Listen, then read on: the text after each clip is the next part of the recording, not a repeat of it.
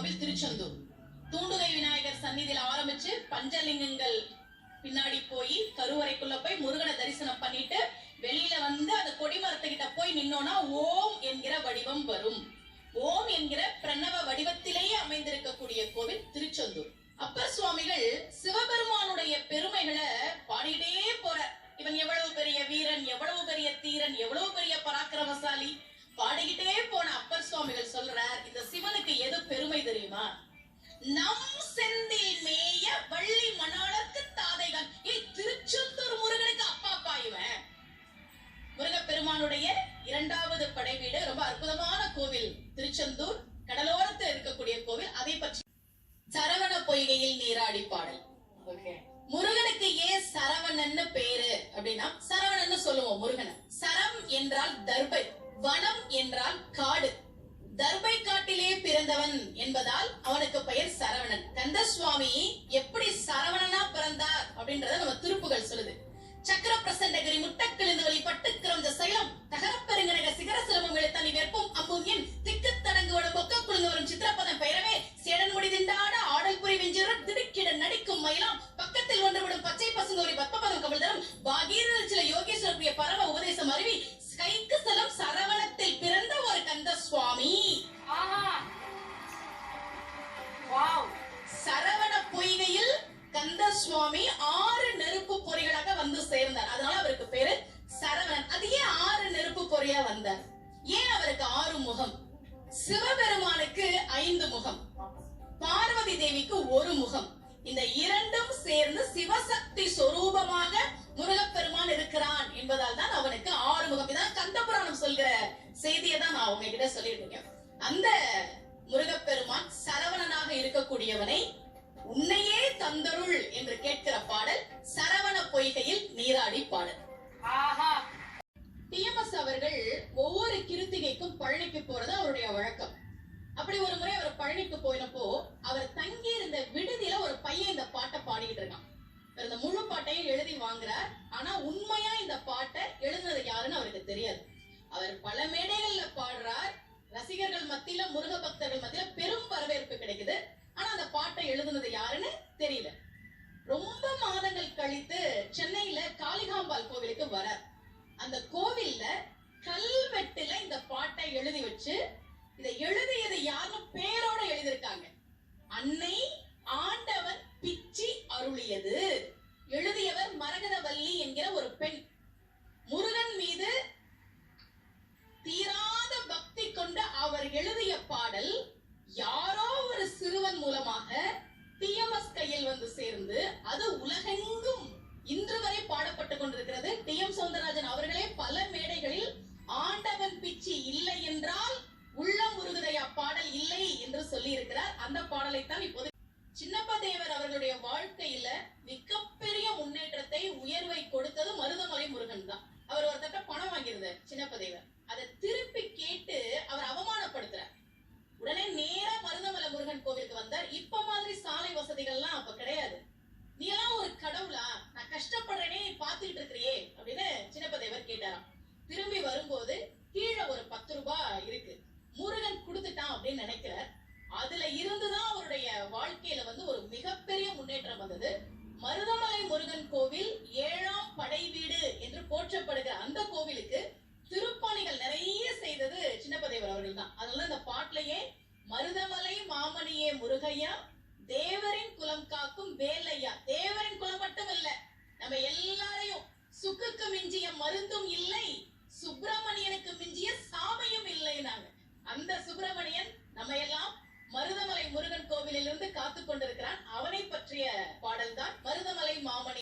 சூட்சுமமாக முருக வழிபாட்டில் சொல்லப்பட்டுள்ள ஒரு செய்தியை நான் சொல்லணும்னு ஆசைப்படுறேன்.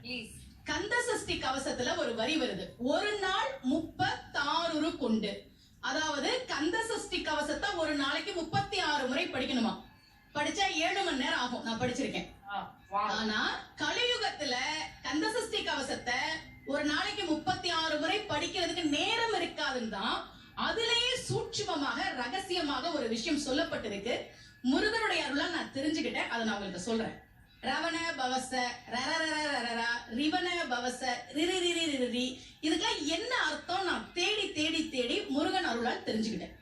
சரவண பவ முருகனுக்கான மந்திரம். இத 6 முறை சொல்லணும்.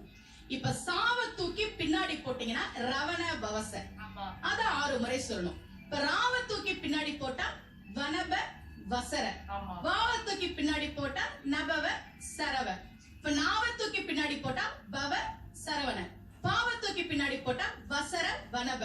ஒன்னொன்னையும் 6 முறை சொன்னா 6 × 6 36 வரும்.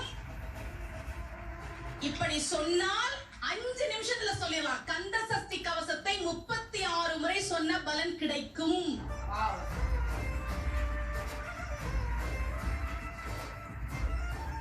இது கந்த சஷ்டி கவசத்திலே சூட்சுமமா சொல்லப்பட்ட விஷயம். விஜய் தொலைக்காட்சி மூலமாக உலகெங்கும் இருக்கக்கூடிய முருக பக்தர்களுக்கு இந்த செய்தி போய் சேரணும் அப்படின்றதுக்காக நான் இதை தெரியப்படுத்துறேன். ரொம்ப மகிழ்ச்சி. அந்த முருகப்பெருமான் அழகான முருகனாக பழனியிலே அருள்பாலிக்கிறார். அவரை பற்றி பாடத்தான் அழகான பழனிமலை ஆண்டவா. குன்று இருக்கும் இடத்திலெல்லாம் குமரன் இருப்பான். அவனுக்கு பேரே குறிஞ்சி கிழவன் பேரு. குறிஞ்சினா மலையும் மலை சார்ந்த இடமும், கிழவன்னா தலைவன் அர்த்தம். அவன் மட்டும் உயரத்தில் இருப்பவன் அல்ல, தன்னை வணங்குபவர்களுக்கும் உயர்வான வாழ்க்கையை கொடுக்கக்கூடியவன் முருகன். ஏன் அவனை தமிழ் கடவுள்னு சொல்றோம்? இந்த அகரத்துக்கு என்ன சிறப்பு அப்படின்னா, திருவள்ளுவர் சொல்றார், அகர முதல எழுத்தெல்லாம் ஆதி பகவன் முதற்றே உலகு. உலகத்துல உள்ள எல்லா மொழிக்கும் அகரம் முதல் எழுத்துன்னு சொல்றாரு. இதுல ஒரு சின்ன தப்பு இருக்க மாதிரி இல்ல. இங்கிலீஷ்ல எது முதல் எழுத்து? ஏ. லத்தீன்ல வேற இருக்கலாம், பிரெஞ்சுல வேற இருக்கலாம். ஆனா வள்ளுவர் என்ன சொல்றார்? அகர முதல்ல எழுத்தெல்லாம் ஆதி பகவன் முதற்றே தமிழ் கிடையாது, உலகங்கிற. என்ன காரணம்னா, நீங்க உலகத்துல எந்த மொழியை எழுதினாலும் 4 முறையில தான் எழுத முடியும். சுழியம், அரைப்பிறை, குறுக்கு கோடு, நேர்கோடு. ஏல 2 நேர்கோடு 1 குறுக்கு கோடு. ஹிந்தியில ஆல அரைப்பிறை, அரைப்பிறை, குறுக்கு கோடு, நேர்கோடு. அதனாலதான் வள்ளுவன் சொன்னான், எந்த மொழியாக வேண்டுமானாலும் இருக்கலாம், என்னுடைய தமிழில் இருக்கக்கூடிய அகரத்தை தாண்டி நீங்கள் எழுத முடியாது என்பதால் தான் அகர முதல எழுத்தெல்லாம் ஆதி பகவன் முதற்றே உலகு. தமிழ்ல இருக்குல்ல, அதுக்கு ஆங்கிலத்துல என்ன சொல்லுவோம்? Bitter card. ஏன் அதுக்கு பிட்டர் கார்டுன்னு பேரு? கசப்பா இருக்கும். அவங்க நாட்டுல அதை சாப்பிட்டு பார்த்தாங்க, கசப்பா இருந்தது, கசப்பு காய்னு பேர் வச்சுட்டாங்க, பிட்டர் கார்டு. ஆனா தமிழனுக்கு அத கசப்பு காய்னு சொல்றதுக்கு மனசே வரல. அது அவனுடைய குணம். அவன் பாக்குறான், நீ கசப்பா தான் இருக்க, ஆனா உன்னை கசப்பு காய்னு சொல்ல முடியலையேன்னு யோசிச்ச தமிழன் அதுக்கு எப்படி பேர் வச்சான் தெரியுமா? இனிப்பு சுவைய நம்ம பாகுன்னு சொல்லுவோம். வெள்ளப்பாகு, சீனிப்பாகு, சக்கரைப்பாகு. தமிழன் பார்த்தா, நீ கசப்பா இருக்க, ஆனா உன்னை கசப்பு காய்னு நாங்க சொல்ல மாட்டோம், இனிப்பு அல்லாத காய், பாகு அல் காய், பாகற்காய்னு பேர் வச்சான். இது தமிழர்களுக்கே உரிய குணம். எதிரிக்கும் அருள் செய்தவன் முருகப்பெருமான். நம்ம வாழ்க்கையை அழகாக்கி தருவான். எல்லாரும் சொல்லுவாங்க, ரொம்ப கஷ்டப்படுறேன் வாழ்க்கையில. அருணகிரியார் சொல்றார், முருகனை கும்பிட்டா உன் வாழ்க்கை அழகாகும், நீ எதை பத்தியும் நினைச்சு பயப்பட தேவையில்லை. ரொம்ப அழகா சொல்றார், நாள் என் செய்யும் வினைதான் என் செய்யும், என்னை நாடி வந்த கோளன் செய்யும் கொடுங்கூற்றன் செய்யும் குமரேசர் இரு தாழும் சிலம்பும் சதங்கையும் தண்டையும் தோளும் சண்முகமும் கடவும் எனக்கு முன்னே வந்து தோன்றினே. என் வாழ்க்கை எப்பவுமே அழகாக இருக்கும். ஏன் தெரியுமா? முருகன் இருக்கா என் கூட என்று ரொம்ப அழகாக அருணகிரியார் பாடினார். அழகன் அப்படின்ற பாட்டு. முருகன்னாவே அழகு. ஏன் அவன் அழகா இருக்கான் அப்படின்னா, அகத்தின் அழகு முகத்தில் தெரியும். அவன் மனசு அவ்வளவு அழகு. சூரபதுமன் கூட போர் செய்யும் போது சூரபதுமன் அவ்வளவு அவமானப்படுத்துறான் முருகனை. பல் முளைக்காத பாலகனே உயிர் பிச்சை தர ஓடி போங்கிறான் சூரபதுமன்.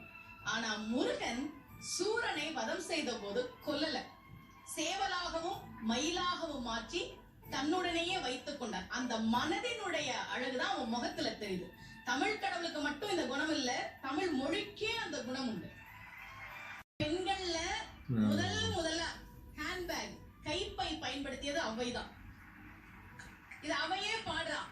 காவினம் கலனே சுருக்கிரன் கலப்பை, எங்க போனாலும் என்னோட யாழ் வச்சுக்கிறதுக்கு நான் ஒரு பை எடுத்துட்டு போவேன், அவையே பாடுகிறார். அந்த அவை சினத்தோடு இருக்கக்கூடிய முருகனை தணிப்பது தன்னுடைய கடமை என்று நம்பி பாடுகிற பாடல் இந்த பாடல். கொன்றை வேந்தன் செல்வன் என்று முருகனை போற்றி பாடிய அந்த ஞான கிழவி ஞான குழவியான முருகனை பார்த்து கோபப்படாத நீயே பழம்தானே என்று பாடுகிற பாடல் அருமையான பாடல்.